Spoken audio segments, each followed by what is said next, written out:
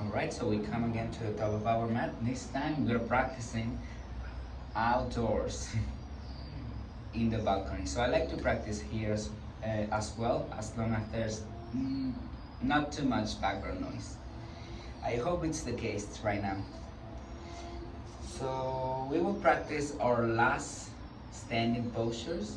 It's gonna be posture 11, tree pose, Tadasana, and posture 12, toe stand or Parangustasana. So just come at the top of your mat. Just gonna step a little bit backwards so you can see my feet. Feet together and shift the weight to your left leg. As we always remember, since we started these balancing poses, lock your knee. And we're gonna grab a right foot and place it. Could be on top of the right thigh or just a little bit more to the hip crease. And the other edge of the feet is pressing against that hip crease. You can hold that foot with your left hand facing forward and your right hand just by the chest. And from here, chest up, belly button in. We are bringing our hips forward and pushing to the ground. So just if that foot stays there, you can bring palms of the feet together. And remember to redirect your knee. I'm gonna come back. First, redirect this knee so we can keep it parallel to the floor. And from here, you hold it for 60 seconds or more. Looking at straight points that reach the gazing point in front of you.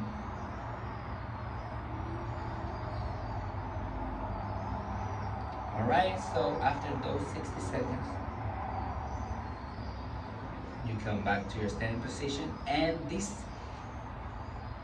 tree pose is more like a hip opening. It's not the regular tree pose we do in a regular hatha yoga practice, but it's the one that is, as it is traditionally been used in India.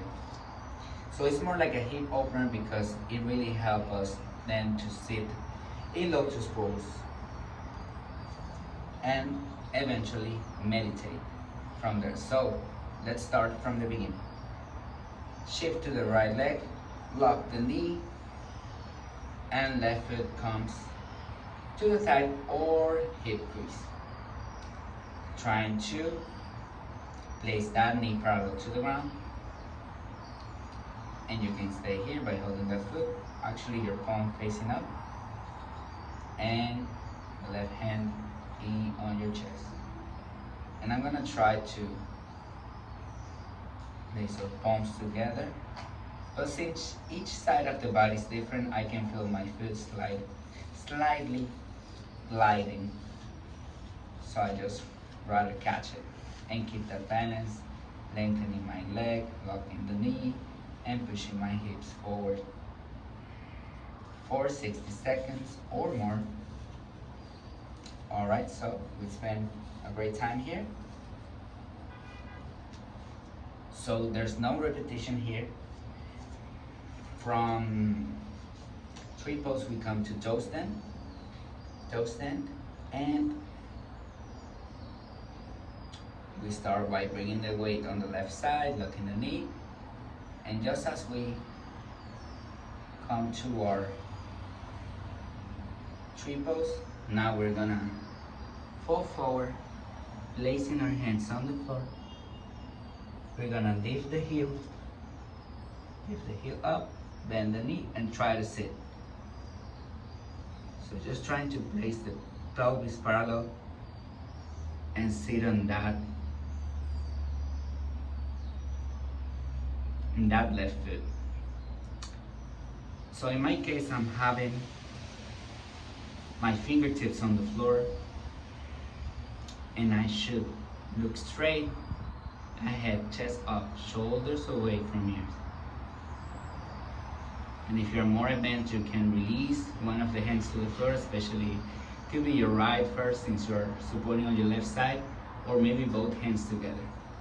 And when you are 10 seconds in this position, after 10 seconds and breathing, just come back the same way backwards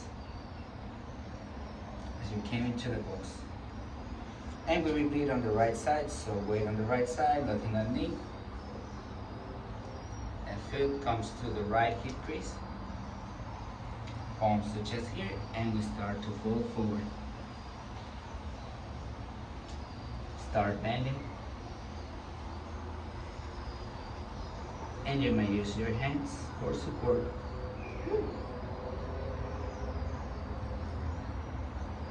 And look straight ahead. For 10 breaths. Complete breath here. Open your chest, shoulders, relax.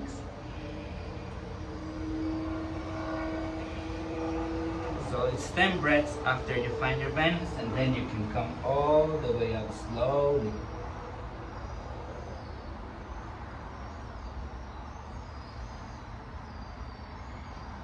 So I kind of rush a little bit by coming up, but it's really important just to come back slowly to avoid any injury. And I found that this toe stand pose is quite challenging. So that's how we end our standing sequence, and then we will come to the floor for our next pose, Shavasana. So thank you for watching.